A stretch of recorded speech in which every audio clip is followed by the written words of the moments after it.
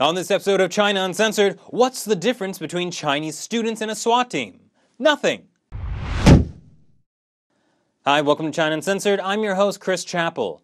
Everyone knows that there is just no comparison between education in China and education in America.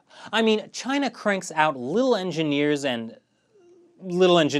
like there's no tomorrow. And considering there's almost no drinkable water left in the country, there might not be.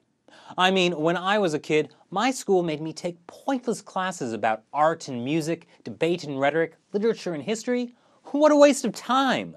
Not like these kids from Guiyang City, Guizhou Province, who are getting real-world experience, dressing up as SWAT teams and going to construction sites instead of class. Apparently, Guiyang City's local government decided to forcibly demolish 51 buildings on October 12th.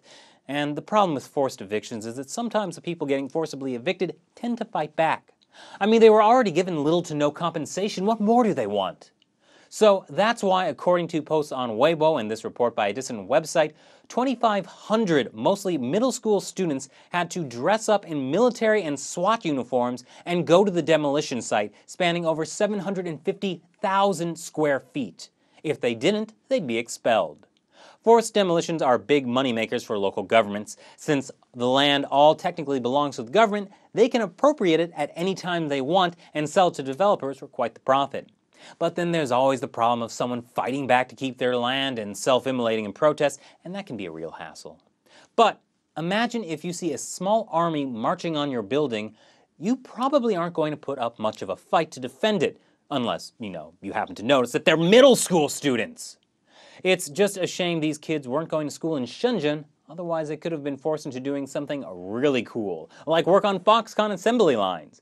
Just last week it was reported that the Xi'an Technological University forced over 1,000 students to work night shifts and overtime on Foxconn factory lines, making the super awesome new PlayStation 4 gaming console. Otherwise they'd lose their degrees. That's a great opportunity since video games are still technically basically banned in China.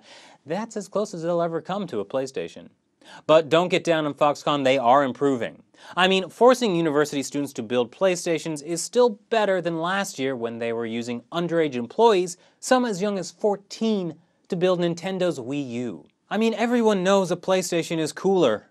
And that might still be slightly better than just before that, when Shanghai Daily reported that authorities forced universities to force students to join production lines ahead of the iPhone 5 release without ever telling their parents what they were doing.